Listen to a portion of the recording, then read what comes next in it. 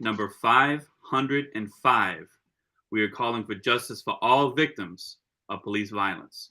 Mic check, mic check. Mic check. Mic check. So thank you guys for joining us tonight. Like my brother said, this is West Wednesday week 505. And just thank you guys for tuning in tonight. We don't have any special guests, but we do have things that I want us to talk about. So if you guys can stay tuned, my brother Ben is going to play the video that we play every week. So please just stay tuned and we'll be back. Mic check. Mic check. Can't stop. Won't stop. Won't stop. Till killer cops. Or in cell blocks. Can't stop. The following newly released video portrays an incident of assault and violence at the hands of police. Viewer discretion is advised.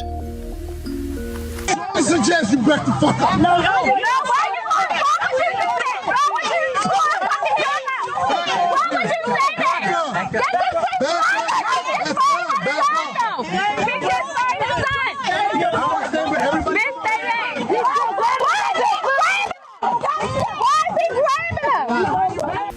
This is Baltimore City Police Officer Jorge Bernardez Ruiz.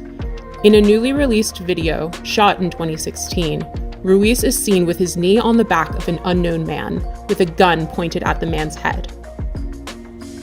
His message was a clear one: concerned onlookers, adhere to my dictates or else. Here, we can hear Ruiz saying to Baltimore residents, I suggest you back the fuck up. No.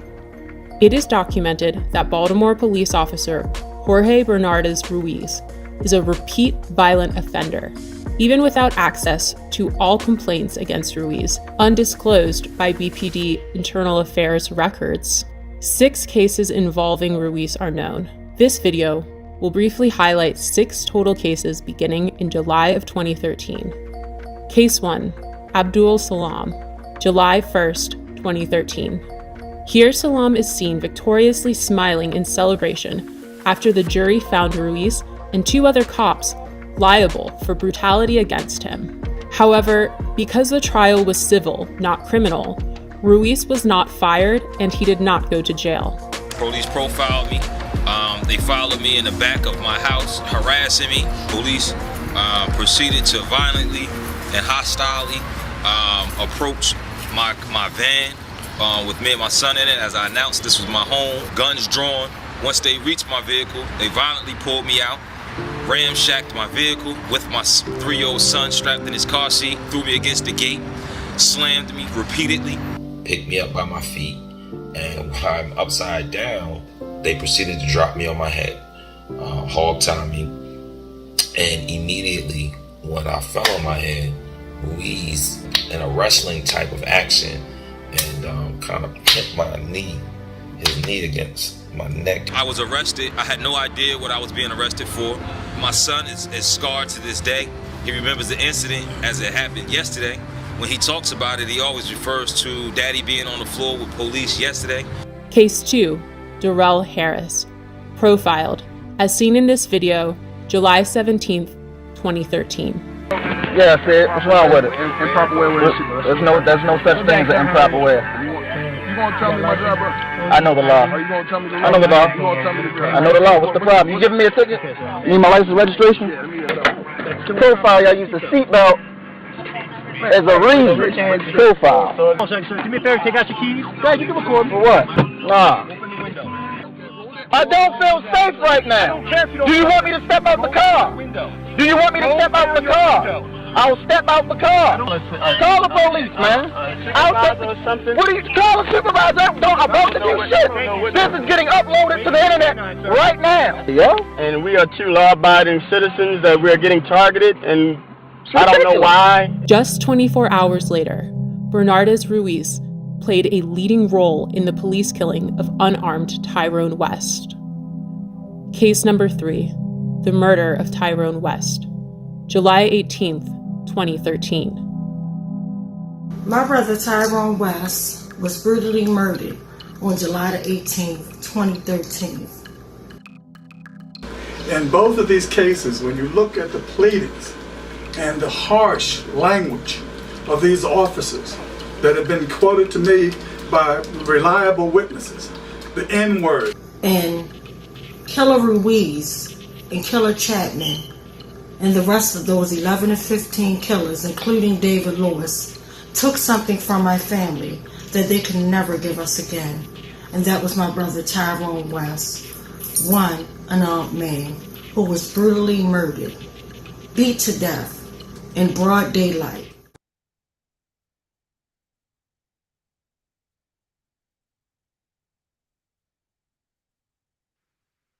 Mic check, mic check. Mic Mic check. check. Mic check. Again, thank you guys so much for tuning in. And as we know it, this is week 505. That's a very long time. I never thought that we would be doing this for so long, but it's definitely so needed. And it's really just sad, you know. And this week we were supposed to be outdoors, but I apologize because of my hectic schedule. So definitely apologize in advance. But we will, trust me, we will be coming back out in the streets very soon because I'm personally sick of being cooped up, confined. I want to be boots on the ground back out in the streets. So definitely excited and looking forward to that. But just devastated about everything that's going on. And that's why tonight I elected not to have a special guest on because I'm just mentally going through something just with everything that I'm witnessing that's happening. You know, it's just way too much. Like it's way too much just the grass, just the seeing, you know, and then especially since we're heading towards Freddie Gray's commemoration, you know, for the uprising and things of that nature. A lot of dirty stuff is happening if you pay close attention to it. You know, and just looking at it, and everybody know I'm not a Marilyn Mosey fan at all. But I can see what they are doing. And it's just sad and disgusting. They're going at her relentlessly, literally, because even if she didn't do anything, but the fact that she went against these killer cops for Freddie Gray because Freddie Gray life mattered. You know, and it's sad that we didn't get a conviction, nothing. You know, it's just sad, but the fact that she did the unheard, something that I have never seen done, you know, since I've been here in Baltimore, I never seen that done, you know, and it's just a lot happening, and it's just so sad that nobody will go after the killer cops that murdered my brother. We've been fighting for a very long time. This is not my family fighting. I feel like in any case where someone is murdered, or even you don't even have to be murdered, if you are, you know, traumatized, brutalized by these abusive animals. You know, you should be able to get your day in court because if we were doing the things that was placed upon us, we would be locked up, end of the book, no questions asked. And it's just really sad. We're in a sad times right now. And I just look at how clear their message are. It's really clear.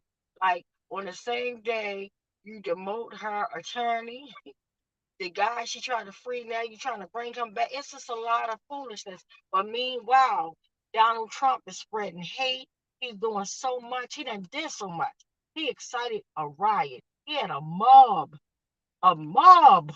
go to DC and did unthinkable things. But we can't even peacefully protest in the street. And we were out there doing the stuff that we saw done that day when he told everybody to step down and step back and he would let them know whatever cold talk he was talking, we would have been dead, climbing up what we would have been dead. These jokers ready to shoot us. They be having rifles pointed at us at peaceful protests with all we got is signs. Half of them had guns. It was horrible. But this is America. Like it's disgusting. And yesterday I was able to with my sister and Uncle Bill was at the play, but I was invited to a beautiful play, and it's also about a movie too that's trying to come up and things of that nature. But we were invited by our friend Analysis, and unfortunately, his nephew was murdered.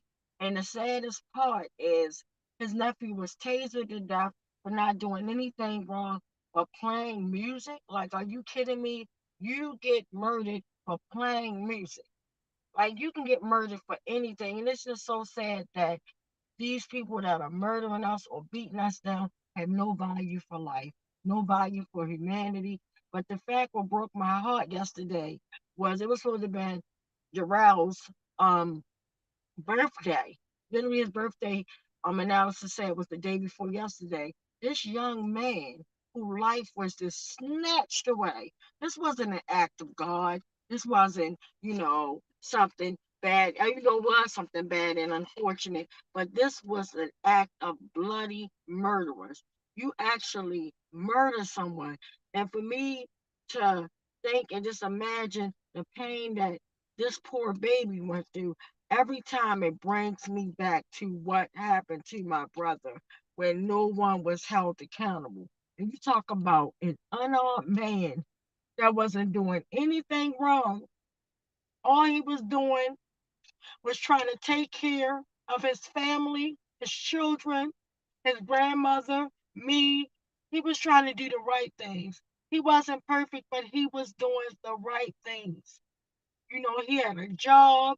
He was a father. He was doing the right things. He wasn't out committing any breaking of the law, committing any crimes or anything. For you literally to be pulled over by an unmarked car by maniacs, and you saw the video that we play that traumatized me week after week of me seeing a man, Darrell, literally 24 hours. And I was already heartbroken, tattered and torn when we found out about Abdul Salam. I'll never forget meeting Abdul Salam, me and my family, and at the time it was just nothing but the West family. We were outside in front of Northeast Police District. We had all the names of the killers, and we had pictures and all type of things out there. And I remember Abdul rolled past and he busted you and he came back. We were at Northeast Police District. And that's why I said it's very important for us to be boots on the ground, because every time I'm boots on the ground, people will come up and say stuff that they may be scared to send you a message. They might don't even be on social media. That might not be their cup of tea. But the fact that Abdul was brave enough to come up and say, oh my God, he was like, Ruiz and Chapman, he was like, and he said, Officer Omar, which Omar wasn't a part of my brother's brutal murder, but he's like, two of the murders, the first two, interestingly, was the first two that literally almost killed him in front of his 3-year-old at the time. He's in the same community, but he was a resident of that community. He's pulling into his driveway. I'm just trying to bring it back to you guys and, just keeping it fresh in y'all head, the trauma that my family is still suffering, that we go through and we live through every day, knowing these graphic details and knowing that all of this stuff could have been prevented. You had Abdul on July the 1st, literally just going to the grocery store with his baby in the back seat. He was planning to go to New York to spend family time. That's what people do near the holidays. They spend time with their families if they're fortunate enough to do so. And in this particular case, he is pulled over. He don't even know why, by Ruiz and Chapman and Omar, and they pulling him over in his van, snatching him out, talking about he didn't have his seatbelt on, anything targeting Black men just because they're Black while driving in America. He wasn't doing anything wrong, nothing. Like nothing was wrong, to the point you're telling this man, oh, we're pulling you over because you don't have a seatbelt. That's what you call a pretextual stop, to as though that they can do whatever they want to do to you. That's a pretty much a bullcrap reason to pull you over to harass you. And at this moment, he has his baby in the backseat of the car, and they started immediately beating him. And the interesting thing about Killer Ruiz is the fact that he does the same thing. He'll grab out his gun, he'll point it at the crowd, and he'll tell them, back the F up. Back the F up. The same thing can happen to you while they're sitting up there beating the crap out of Abdul Salam while his baby. Just imagine you, and my sister boarded home for me yesterday, and I had to think about being in that space because I know how it feels to be a sister, right? And, thinking of everything horrible that happened to my brother.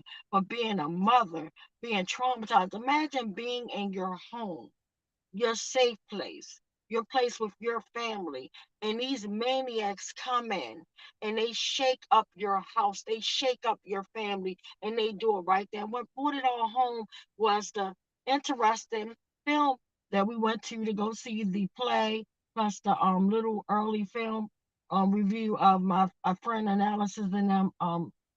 They got this police brutality movie that's coming out called, I believe it's called Paralyzed. But you be so paralyzed, like you can't move.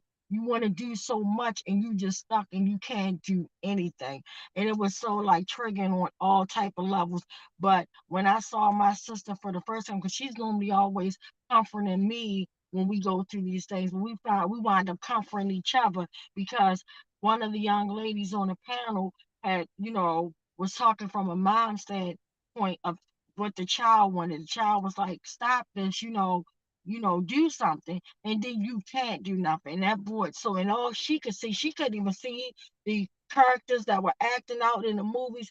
All she saw was Ruiz when the guy was, they were acting, they did that scene, that scene. And all I could see was the guy that was pinned on the ground, that wasn't doing anything. Like he goes into a store, he's getting snacks, minding his business. And long story short, the police come out of nowhere and just pretty much attack. Like you got a right to just, because you have a badge and a weapon, to go and just pull people over and just harass them, do whatever. You have a mess up day, you have a right to mess up somebody else day. You have a right to literally play Russian roulette with our life. Depending on how you feel and what's going on in your mind, if you pull us over wherever we're speeding in traffic or not even doing anything, but if you pull us over, you can take our life and without any questions or doubt, and you get away with it. And that's the sickening part. And the part that pisses me off with this messed up laws, they want us to just keep on holding on, believing that somebody's going to come and save us. At this point, no one is coming to save us.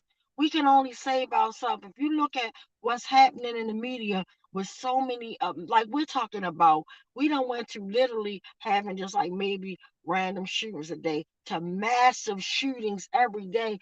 My heart is so broken to find out a young 33-year-old man named Ernie, and I hope I'm saying his name right, but literally was going to the store, a boxer, had his own gym, giving back to community, a father, literally going to the store, and you get caught up in gun violence. You just gone. Your life is just over. And then all they can just offer is an $8,000 reward. Like I'm over it. It's way too much. Like everybody should have the right to be able to walk in their own communities or in the community that they work in, the community that they live in, or even the community that you are visiting. You should have that right to be safe. Why is it that some people are safe and why is it that so many people aren't safe? And it's just sad and disgusting that and nobody's doing nothing about it. I never seen so many people get murdered under a commissioner, and he still has his job. He's still able to work. They're still able to tell us this, like spoon feed us and tell us these lies. Oh, the murder rate is going down. And the numbers are going up increasingly, and they've been going up ever since Freddie Gray. Before Freddie Gray, we had like numbers, but they wasn't. And back then in 2013, when my brother was killed, the reason why I let him borrow my Mercedes Benz that I had just got at the time was because of the murder rate, but it was nowhere near the way it is. But I'm like, I did not want my brother to get caught up in community violence. I just wanted him to be safe, going to work, and it was perfectly because he had to work at a different time. And it worked out. He was able to drop my kids off to camp, take me to work and go to work, and then come pick me up. It worked out beautifully. But the thing that I thought that was going to keep my brother safe ultimately got him targeted and ultimately got him murdered.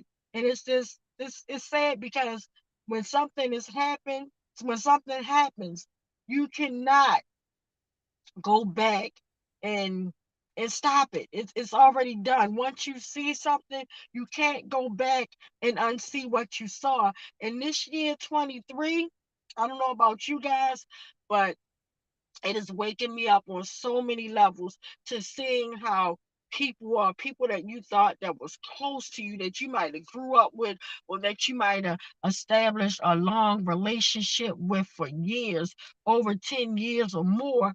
And you see how things have happened since this pandemic. You have seen everybody, like it did something to everybody. And it's more so, instead of us pulling together, we keep treating life like, oh, it's promised. Like, okay, I can just act funny or treat somebody mean or act, crappy, but maybe I'll make it up later. We in these times ain't nothing promised to you. The only thing promised to you is when you get that reset button, to be able to hit that reset button, and that's you waking up, starting your day.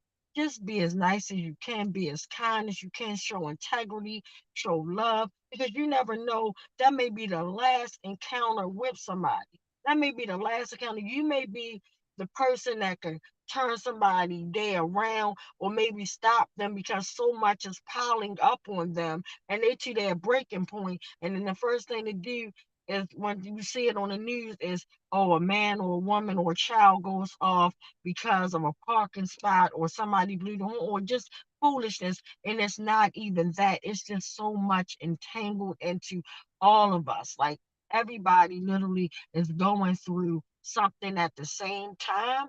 And the way it's happening is, it's like almost, it's the perfect ingredients for disaster. It's the perfect ingredients for disaster. You got everybody walking around with a chip on their shoulder. Everybody's mad about whatever, and nobody's showing respect or love. And all it takes is us to just calm down for a few seconds, breathe in, let it out, and let it go. And we get to live on into, because at the end of the day, when we make that quick decision to take a life, whether you are an officer, whether you are a person on the street, whoever you are, if you let your anger get the best of you, you act out of your emotions, some things you cannot undo. And what you're doing, you don't even know, you're killing a whole family. Sometimes you're killing a generation. You don't know how deep rooted that murder is. That's like to me, that's the most unthinkable thing that you can do, is actually take someone's life. And when you do that, you have family members who are always be traumatized. Some of them not even going to be able to survive the pain. They might commit suicide. They might try to do retaliation, but there's so much involved. And all it takes is that 1 second for you just to turn around and say, it's not even worth it. Turn around. Like, you got somebody being ignorant. I know it's hard sometimes to turn the other cheek, and it doesn't make you less than a man. It doesn't make you less than a woman. But in fact, it makes you, to me, more powerful. If you can be able to control your emotions, to actually be able to just calm yourself down, and no matter what, just like stay focused and make it through that day, that's powerful. That's power. It's like when you get weak is when you entertain it, and you just like explode, and you let it go, and you let everything go. And it's like, not only you're letting yourself go, you're letting your family go, because at the end of the day, even the murderers, they have family members, right? Their family now is messed up because of something that they did. If they ever do get a day in court, they have to go through that whole system. They have to go through, it's just so much. Whereas though, all we have to do is just take a moment, calm down, process, and just, even if you got to scrap it up and say, you know what, this is a horrible day. This wasn't my day. Let me try it again tomorrow. Because you can have one day, it seems like the whole entire world is on top of you. But I promise you, you can turn around within 24 hours, and you be on top of the world. You never know what blessings is getting ready to come in. You never know what good is getting ready to happen. And 9 times out of 10, when it seems like all hell is breaking out, that's when your blessing is on the way. That's when something good is get ready to happen. Trust me. Trust me. It seems like when everything is like get ready to shut down, I promise you, that is your moment to testify. And you can't testify if you don't pass the test. You can testify. Once you pass that test, you can say, oh my goodness, that did not break me. It made me stronger. I got through it. It's everything, you're not going to be able to just be like, oh, I got this happy old spirit. But at the same time, just don't let it break you. Because once you break, baby, once you break, that's it. You can't go back. Some things you might can make right, but at the same time, some things you can never take back. And I used to always get irritated when I would hear that saying, sticks and stones may break my bones, but words will never hurt me. That was a bunch of foolishness from the pit of hell, because words hurt you sometimes more than a fist. Sometimes you rather somebody just bust you upside your head real quick and you heal up, put some ice on that thing and keep it moving, than to say some hurtful stuff that you will never be able to, like, you might forgive them, but you won't forget. You won't forget. So that's why I just say we all just need to control our own self. If we don't have control over anything else, I promise you, we have control over ourselves and what we do, our situation, and the way we see things. And if you can think your way out of it, you can get out of it. Because for every problem, there is a solution. All you got to do is just follow it. All you got to do is find it, follow it, right path. But once you get through, you'll be looking back like, oh my God, I really blew up from that. So I'm just saying, guys, we all are going through something, and everybody goes through different things. And a lot of people right now are suffering in silence, suffering in silence.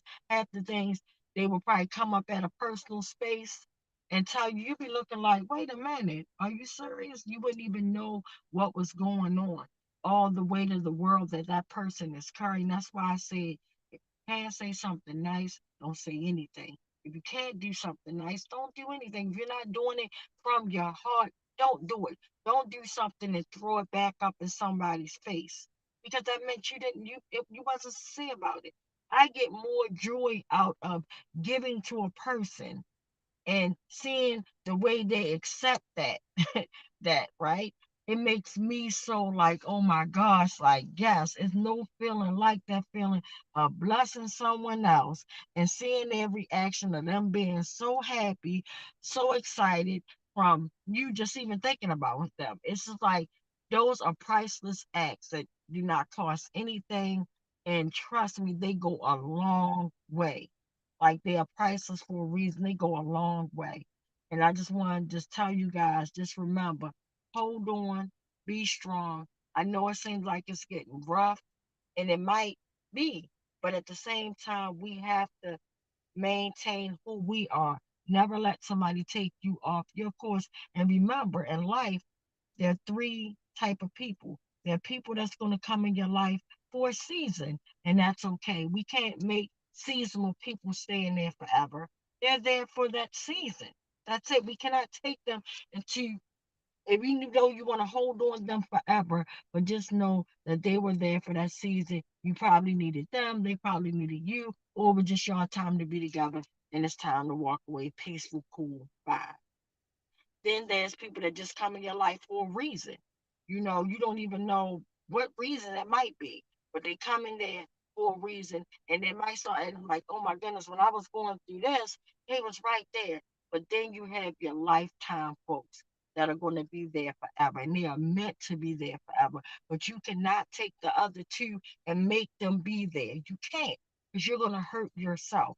It's time that we stop hurting ourselves. It's time that we come to acceptance. And that's what 2023 has been for me, because a lot of times I have been bullcrapping myself, even though people felt like they, wasn't giving me the type of emotions and things that I was giving them. I would still give them an excuse for that and be like, oh, they're going to put, I'm not doing that. I'm coming to acceptance. So if you want to go, toodles, bye-bye. Like, thank you for being there when it was your time, but I'm moving on. Like, I'm not carrying no grudges. That don't mean nothing. That don't mean that I hate you. I'ma still love you, but I'll love you from a distance. Sometimes you gotta love people from a distance. Everybody not meant for you, your love all up on them. Everybody not meant for that.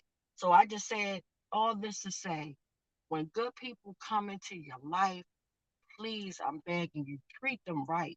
Treat them right. Be kind with the words that you say. Be careful of things you can say, because you can hurt somebody's feelings real quick. And it's funny that we do stuff to other people that if somebody did to us, we would have a fit. We would not want to accept the things that we force on other people. Like, and then you wonder why things are not working out in other areas. That's because you reap what you sow. If you sow good seeds, meaning a good spirit, a good heart, doing stuff genuinely, showing integrity, really caring, coming from that spot, I promise you, when you go to your difficult times, and you may be doing fine, like I said, you might be on top of the world right now, but that doesn't last forever. We have seasons in our life where everything is beautiful, right? It's like almost from spring, like now spring has sprung and we're starting to see the beautiful trees and we're just starting to see everything blossom, and that's beautiful. But then, like when the winter time comes, things start dying or fall, the leaves start falling off, the beautiful leaves that we so cherish, they start falling off, turning brown, and then now we're stepping all over.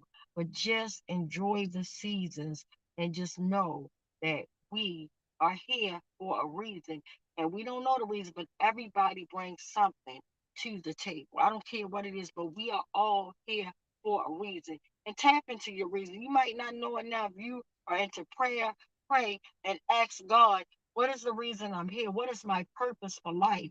If you're not a prayer, that's fine. If you're just spiritual, talk to whoever you talk to or meditate. Talk to yourself, and find out what are you here for, because we all have reasons to be here, and they are good ones. And if we all work together and pull each other up, do you know how beautiful the world would be?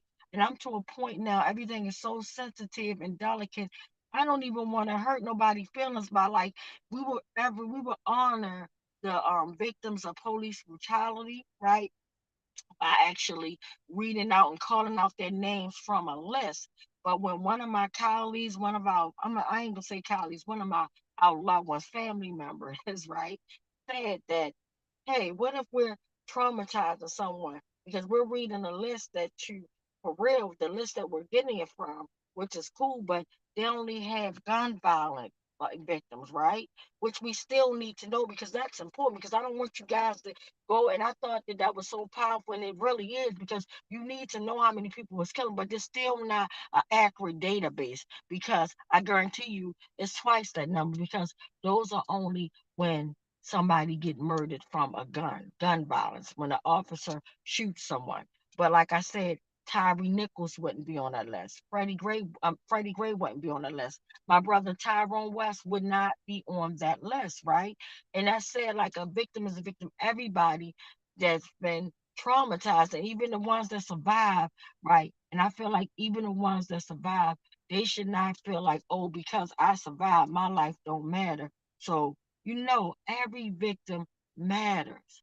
Like, we need, even if, you didn't survive, I'm praying for the families that they uplift your name, and let's keep this thing going. But the ones that did survive and got to live through that trauma, right? We are here for you. Like, that is horrible. Like, we just need to be there for each other. So tonight, before I check in and like get my brother Marcellus to read the questions, I am going to check in with Uncle Bill, just to get the numbers, not to the names, because we're going to do like we did last week, where we pretty much had just acknowledge all the victims of the homicides, because sometimes the homicide list don't be accurate. Like, they don't have like all the names on there. They might make you wait. But my whole point is, we want to be respectful to families that are losing loved ones. Like, that is real. You cannot take that stuff back. You cannot take it back. And I just want to make sure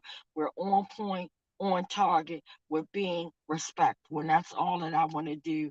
And again, we're still rethinking, because we might even start back reading the names. But right now, it's just about like letting you guys know that the numbers are real, especially when it comes to police terrorism. Like, the numbers are real. Uncle Bill would literally come on week after week. Some weeks he might have 50 names on a list. Some weeks he might have 10, 5, and even with our brother Brian, he might have, 6 or 7. Then sometimes, unfortunately, he might read up to 15 names, which is horrible right now. But at the end of the day, pain is pain. And I don't want to traumatize nobody. Like I said, We went to a play yesterday. I was traumatized, but I needed not to be traumatized, but I needed the healing that was in that space because I'm just traumatized because my brother's not here anymore. Timothy Fleming is not here anymore. You know, Anthony Anderson is not here. The list goes on. Kevin Cooper, the list goes on. All of our beautiful sisters that's been murdered, the list goes on, right? But at the same time, I just want to just spread love and not hate. That's all I want to do. Spread love and not hate. There's so much that we can complain about, but guess what? There's so many things that we are blessed through, right? If you are able to get up and hit that reset button, that's another time for you to get it right, even if you didn't get it right, right? It's just called life. We're not perfect at it. You know, sometimes you're gonna have your ups, you're gonna have your downs, but do not let the downs outweigh the ups, right? Do not let the good stuff just go unnoticed because bad stuff happens. Just remember, bad stuff happens to everybody. It doesn't make you an evil person. You might say, oh my goodness, why is all this falling on me? Why is this? What did I do? Sometimes you ain't gotta do nothing, baby. Guess what? This is gonna hit you and you don't understand it, but understand that there's a purpose for our pain. Sometimes we don't even know it, but just to make that connection just and loving each other, being just grateful for life and just doing what we got to do. And also I wanted to give a big shout out because I picked up something today and I'm so excited about it. Give me 1 second. But I can't wait to get home to hang this up. My brother Anson, he did an art show. He is an amazing artist.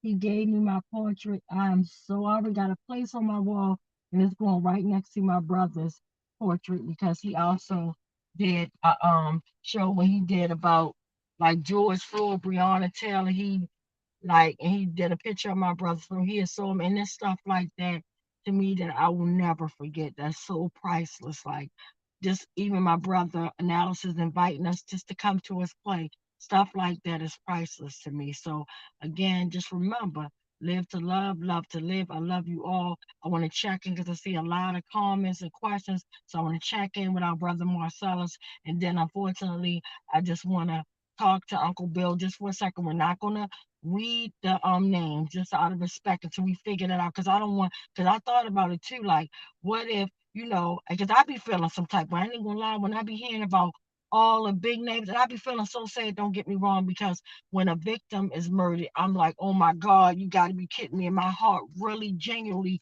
goes out for that family. But when I keep on hearing all like the play that I went to yesterday, I kept on hearing all the names of the people that made national news. Unfortunately, everybody, I didn't hear my brother's name. I didn't hear Timothy Flemings. I didn't hear Anthony Anderson. I didn't hear Kevin Cooper, but I did, thank God, Analysis. He had on his 500 West Wednesday shirt, and he brought our loved ones into the space. But on a movie screen, you're not going to hear their names, unfortunately, because they didn't make national news. Like, that's traumatizing to a family. Like when it's like, damn, but my loved one ain't good enough to even let you acknowledge. So I don't want to make someone feel like that. I do not want for 1 second if we're reading a list and they could be, watching this from anywhere around the world. And then they say, well, Dad, my uncle, whoever, God forbid, was beat to death in DC. They just read a name in DC, but my loved one ain't on that. Do you know how traumatizing that could be? We're not here to traumatize anybody. We're here to show you love and we're here to show you support. So I'm going to do a mic check and I want to check in with our brother Marcellus. And thank you guys. I'm sorry I'm scrambling, but it is what it is. Mic check. Mic check. So on Facebook, Hillary says, mic check. Bill says, never give up. Here we are for the 505th West Wednesday. Linda says, mic check. Gigi says, and we will continue fighting. And now they are bringing domestic terrorism charges on peaceful protesters in Cop City. It's the state that is the biggest terrorist. They are the biggest gangsters. Wayne Pipkins says, happy West Wednesday, Tawana Jones. Bill says, yes, Gigi, the wealthy ruling class and their government, police, and jails, all together known as the state, are the real terrorists. And Gigi says, racist violent capitalism is a public health crisis.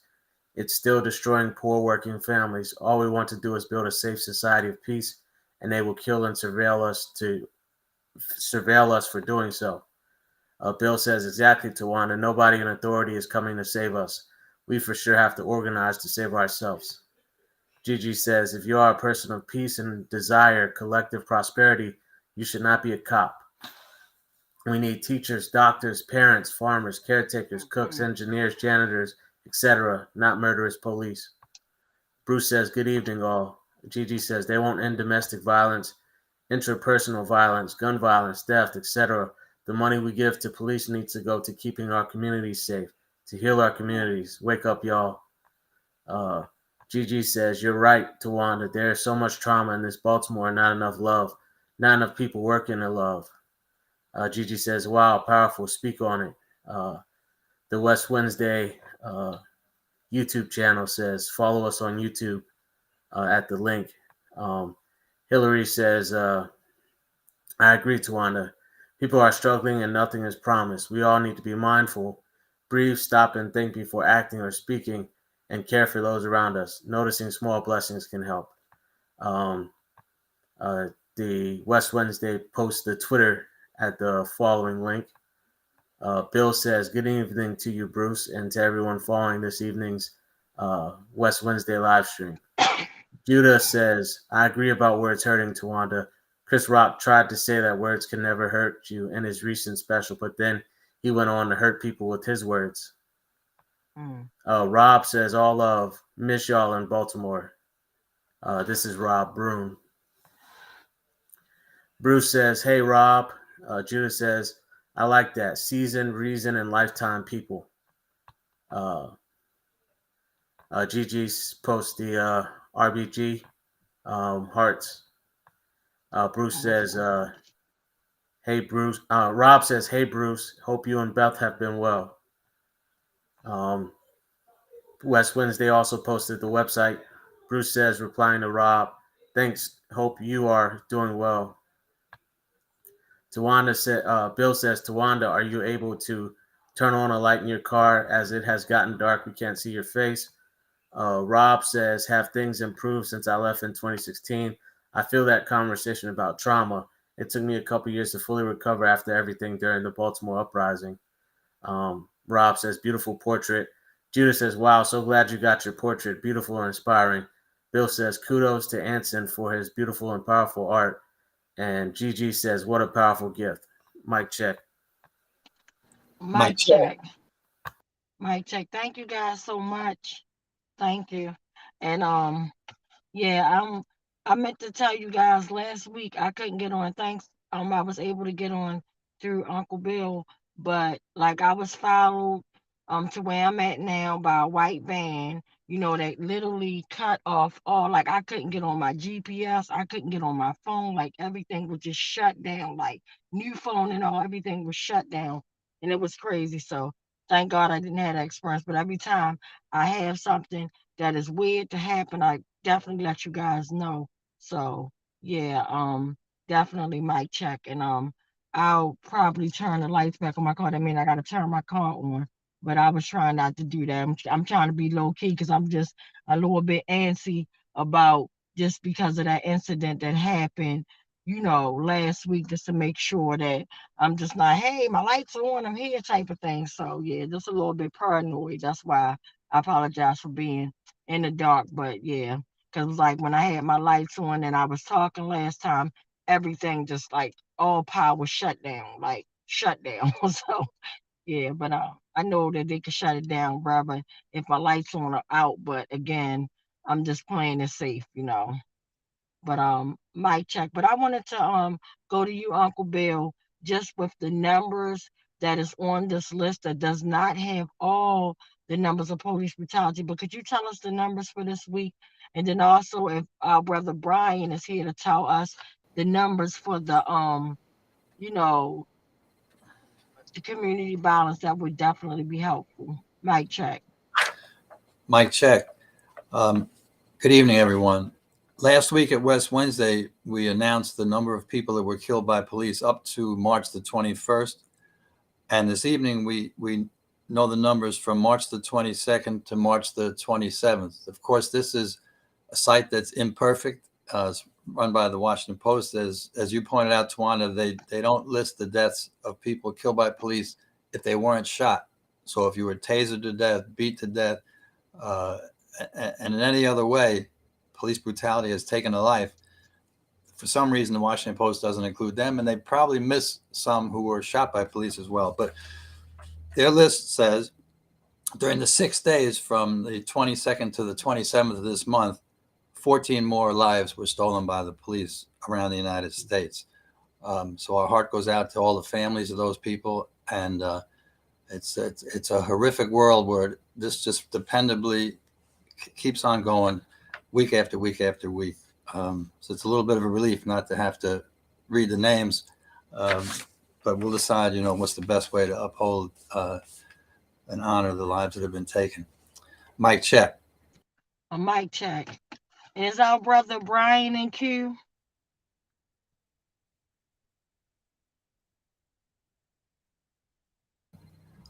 No, Brian is not here tonight. Okay. All right. Well, so what we're going to do right now, guys, if you don't mind, let's take 2 minutes now, regardless of what, when I say regardless of what, it doesn't matter, like if we can see the names or not. But again, I want to be respectful. So I just want to, if you are a praying person, say a prayer because someone's family member has been murdered, either by law enforcement officers or community violence, unknown shooters. It is just horrible. So if your loved one has been murdered, please, guys, let's just take 2 minutes to show respect and just keep in mind that these are family members. And even if somebody didn't even get murdered, but they were actually just victimized this week or last week or whenever, our heart goes out to you. So let's take 2 minutes of silence right now. Mic check.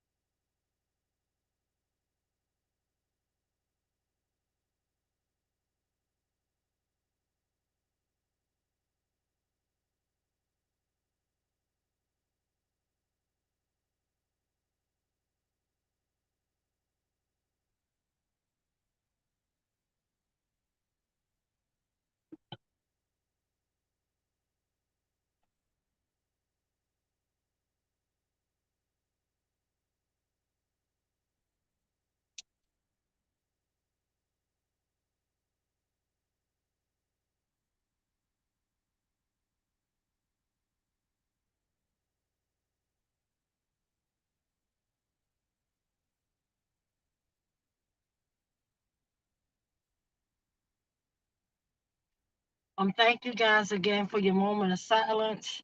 I decided to be myself and just let me turn these lights on. It is what it is. But yeah, so I decided to turn on the lights on my car. But again, I just wanted to check in. I wanted to see if Uncle Bill, Ben, or whoever else that I may not see that's in queue, if they want to say anything to add to the conversation before we check back in with the questions and kind of wrap it up. And then I also, before I do that, guys, we will be having a special West Wednesday. Thank you guys so much for all the comments and questions and thoughts. Definitely thank you guys so much. And we will be doing a special West Wednesday. I'll be broadcasting the space we're going to be in just to commemorate the uprising of Freddie Gray, but we will be indoors for a West Wednesday rally. We're going to start instead of at 7, we're going to start at 6:30 promptly. From 6:30 to 7:30, we're going to be with my brother Judas. So I'm excited, looking forward to that. And so very important, well needed. And we'll be back outside. I'm really excited, even though we'll be inside, but we'll be still in each other's space and place type of thing. So definitely gonna start posting perhaps next week to prepare you guys. And hopefully I'll get to see all you guys in person. Come on out. So we definitely got a lot of upcoming events that are going to be boots on the ground in person. So definitely excited about that. But I definitely wanted to check in to see if Ben, because I know Ben is real knowledgeable of different things that might be happening right now. And if you guys want to share anything, mic check. Mic check. I would like to say a word with my own point of view about Marilyn Mosby and the prosecutor who's going after her, Leo Wise. You brought that up at the beginning of the show. I think I have a slightly different point of view, but it's all fine. We have a high level of agreement on most things. I think that sometimes when you have people who are high up in this system, as Marilyn Mosby was, and as the prosecutor Leo Wise is, although he's been partly demoted, I think sometimes when they fight each other, there's not necessarily a right side. And, sometimes they're both wrong. So an example of that is in the school system where I used to teach. Before Martin Luther King was killed in Baltimore City, the schools were predominantly white, the public schools, in terms of the student body. And we were near the top in the state in money per student. Out of 24 districts, we were 4th from the top. After King was killed and the real estate industry tricked a lot of white people into becoming scared and bought their houses real cheap, sold them at a high price to black families and made a lot of money. And over about 4 or 5 years, the schools became predominantly black after King's death. The money per student dropped precipitously. We went from near the top, number 4 in the state, down to 21st in the state, very low down. And whenever you would raise the problem of the underfunding of the city schools and the racism at the root of that problem, the city would blame the state for not funding it adequately, and the state would blame the city for not funding the schools adequately. The truth is they were both right. They were both right that the other side was inadequately funding. And they were both wrong in this. They were right to criticize each other, but they were both wrong in underfunding a district that was predominantly composed of black students. So here we have with Marilyn Mosby and Leo Wise. I don't think either side is right. Similar to the school system problem. Leo Wise, the top prosecutor against Marilyn Mosby, the job he had before this was leading the ethics investigation unit for the federal Congress. And at one point, he and the people that worked under him were investigating a certain number of people in Congress. I think it was 9 or 10. Every single one of them was African American, even though they make up a very small percentage of the Congress. And he's got that racist history. You think about who he's gone after time and again. So I would say he's definitely in the wrong. But Marilyn Mosby, on the other hand, refused to meet with Tawana and the family, refused to reopen the case of Tyrone, refused to prosecute other cops that have committed violence and brutality and murder. And so my opinion is they're both wrong.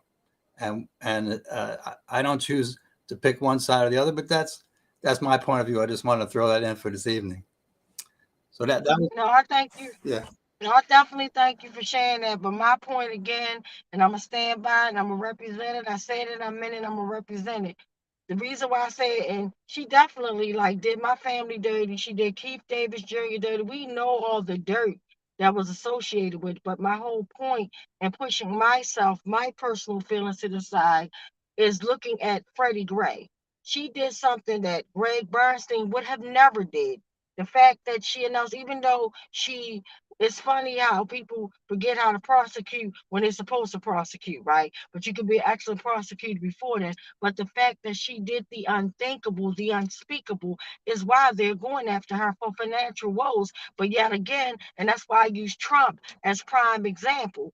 This man of hate, disgust, he's a terrorism, he's everything awful, but nobody's going after him. Nobody's going after him. And you going after her, like going in after an attorney, anybody that's associated with, might be going after she got a pet. I know the message. That's what I'm looking at. I'm not even looking at her. I'm just looking at the fact that you're going after a Black woman. They're trying to stand up for a Black body. I see that loud and clear and can't nothing change. Even though she didn't stand up for my brother, but the fact that she did stand up for Freddie Gray, and I felt her compassion when it first happened. Maybe things got tangled and disheveled when she made that announcement. We don't know what took place. And like I said, I'm not a supporter, not a fan, none of that. But at the same time, you don't know a person's shoes until you walk into them and see what's going on. But just the way that Fox 45 every day, I ain't never see them. As much as Greg Bernstein did all his discussions, they can pick David Fowler, who sat up there and lied intentionally to get killer cops off. We should see David Fowler on the news every single day. We have not heard nothing about him on Fox 45, but yet all you hear the Mosleys. I'm sick of hearing about the Mosleys. Who gives a damn? That's my whole point. I know why they're doing that. And that's exactly why I feel like Ivan Bates is pretty much standing back because he don't want to be going. And my thing is, if you go into that job, I don't give a damn what field you go in. If you go in, you better go in swinging for the people. Don't give a damn about none of that. Like, go hard for everybody. And my thing is, she could have really saved herself if she would have really went in hard and did right by everybody. You would have everybody backing her up. I know I would have had a damn fan club like, But at the same time, I still want to speak up when I see something wrong, and that's wrong what they're doing about some damn financial woes. I done seen so many white collar crimes do way far more. It's just like even how they threw Catherine Pugh under the bus. You put that old lady in jail. You wouldn't have never did those white collar crimes like that. And they did worse stuff than Catherine Pugh, but they put this woman in jail about some damn healthy Holly books. Like, come on now. Like, I know, but that's my thing about, it's not about our complexion as far as like being Black and in politics. It's about doing right. If you don't do right, but they go after the Black people, they use you, they use y'all to push their message, and then they turn on you. That's why if you get a chance to get in office, do right by your people. Forget about the paycheck, forget about all that. Do right.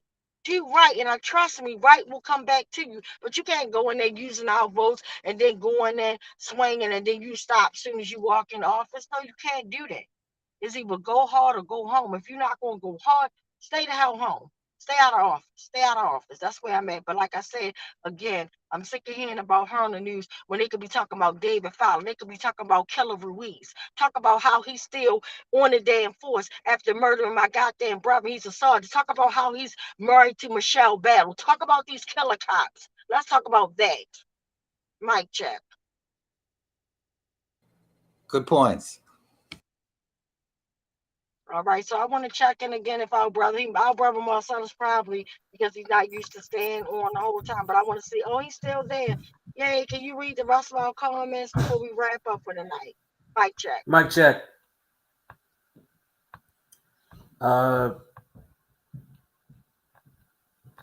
Bill says, you've got a good reason to keep your car dark. No problem at all.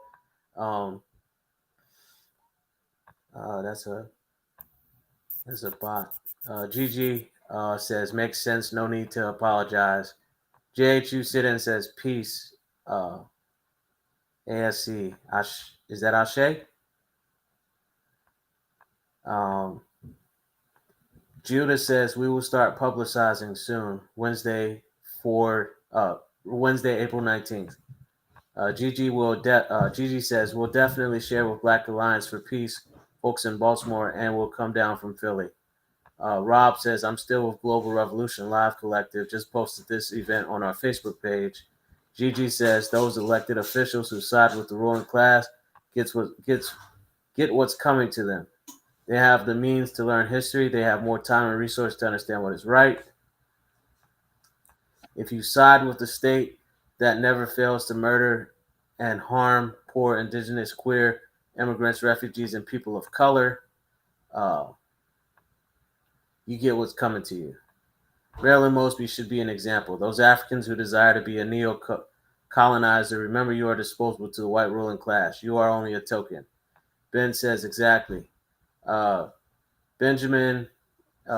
says, Mosby isn't perfect and think her and her shady husband are shady as fuck. Gigi says, you are right, Tawana. These are the contradictions. Benjamin says, but I don't see no Fox News dragging Fowler or the rest of the corrupt white politicians. JHU sit-in says, right. Gigi says, that's right. Gigi says, preach. And Ben says, and it's not just Fox. The Banner, The Sun, The Brew, CBS, ABC, NBC, they all have been dragging the Mosbys. Gigi says, Tawanda spitting fire. JHU says, Ashe, baby.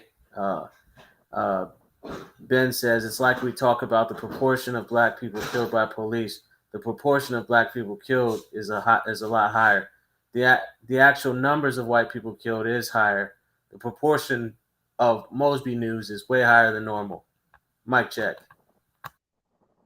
A mic check. Mic check. All those were great points. Definitely love it. Love the feedback. And yes, and I agree with my brother Ben. Like, the Mosby are shady as crap. All of them. Because even her husband, when he got in there, he's like people that had power, like Brian Dorsey, he kicked them off, certain put the House Negroes up. I already know about all that. But at the end of the day, like I said, if you're going to drag all those dirty powers. Don't just let me see one or two just because you got personal picks. And I'm only saying this because, like I said, look, keep in mind the uprising is coming up. We coming up literally until when Freddie Gray was murdered. And these devils will play these games. And just because, like I said, she did something or attempted something that we never saw, that we never saw in our generation at least. So again, I'm not a supporter, but I know what they're doing. They dirty. Go after everybody. That's my whole point. But I just want to say before we wrap up, I was talking to Uncle Bill last night, and he enlightened me about our brother Nicholas Lee, who was murdered at the supermarket where the mayor's mother at. Like, you get a security guard to gun him down, and his blood is all over his baby, and nothing happened. The killer security guard just walks away. It's sad and disgusting, but the fact that, and I could never wrap my mind, and this is stuff that came out, I believe, from the Sun, but it literally was from a newspaper source, I could say, that pretty much I kept on saying, why was he walking in a supermarket without a shirt on, which it doesn't even matter if he walked in there naked, you don't get to be murdered. But I just knew how this brother was always in his suits looking suave, like wavy hair, the suits on a bow. Every time you seen him, you saw like the moss. You saw the beautiful brother in his suit. And I'm like, why would he not have it? So I've learned that it was in the summertime. We know that he was murdered, but him and his wife, they had just came from the pool. And I guess, how you go into a supermarket, it's going to be freezing in there. And they just got out of water. So, of course, they're going to be cold. So what he did, what any father would do, take his shirt off and kind of cover up his baby in the stroller type of thing. That was the reason why he entered in the market without no shirt on. See, that's the stuff the media not going to tell you. But then this white officer, this racist piece of scum, walks in, follows them into the aisle. I'm talking about being very disrespectful, saying belligerent things and all that. Then he had the nerve, and the media is not going to tell you that he spit on the wife. And of course, any man is not going to stand there and see their woman go through nothing. Or even you ain't got to be somebody woman. Any brother with any integrity is not going to see a sister, whether it's your wife or anything, just be disrespected by somebody, and you sat back and be like, you don't see it. You're going to stand up, especially for your wife, the mother of your child. Are you serious? So, of course, he said something, and you were murdered and nothing happens. That is disgusting. And it's sad that all they do is now they just want to leave the family with some money. It ain't about the income. It's about the outcome. Nicholas Lee needs accountability. We need that security guard in a jail cell ASAP. We need all these killer cops in a jail cell. Every last one. They need to reopen the cases. Too many names, too many faces leaves us no choice but to reopen the cases. We can't stop. We won't stop till all these killer cops, all these abusers are in a cell block. So remember, live to love, love to live. We brought you in with our video. We're going to take you out with that video and just watch and do something. Even though we can't call on Merlin Mosey, now it's time to call on Ivan Bates and tell him, hey, you know went to office. Did you see that video? If you want to, tag them on to this. Say, what are you going to do about the cops, that the repeat violent offenders that are still working, that could come and kill me and my family? It could be you. It was Tyrone in 2013. It was all the victims, right? That got the ones that survived through, and then the ones that we don't even know about. He literally had 30 other complaints that we know about. 30 bold people to say, you know what, even though retaliation is real, I'm going to go down to the FOP and get them my information. Even though they don't do nothing, it's a joke. It's a joke. But the fact that when I learned all this information, the same night we got the report from the ACLU, my cousin Tavon Anderson, that was on the front line fighting for his cousin, Tyrone West, was murdered, and my family still don't got no goddamn answers. We still don't got no accountability. They still hiding the killer. Keep that in mind, guys. Watch this video. Live to love, love to live. I love you all. We will see you guys next week. Mic check. Mic check. And Mr. West begging for his life, and Mr. Salam begging for his child to be excluded and comforted from what was taking place. Not for himself, but for his 3-year-old child. Case number 4, Adina Britt and family, September 10th, 2015. My name is Adina Britt, and I wanted to submit a 30-second testimonial that Jorge Omar Bernardez Ruiz is one of the 11 terrorists that came into my house performing a home invasion in September 2015, terrorizing my entire family and even holding my 12-year-old son at gunpoint. He needs to be stopped. Case number 5, unidentified arrestee, assaulted in 2016. I suggest you back the fuck up. No, why you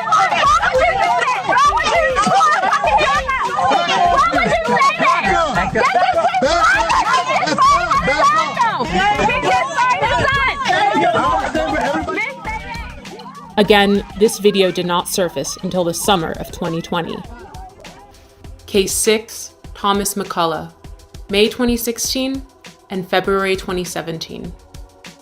I heard my front door coming off the hinges like it exploded. Thomas McCullough says it happened twice. In May 2016 and February 2017, Baltimore City Police burst through his green front door and raided his Pimlico home. They said, police. They come up, shotguns, guns. He says officers ransacked the place, looking for drugs, money, and weapons. He took pictures of the damage he says they left behind. Tell us where the drugs are, the scales, the guns, and the large amounts of money. Nothing was found.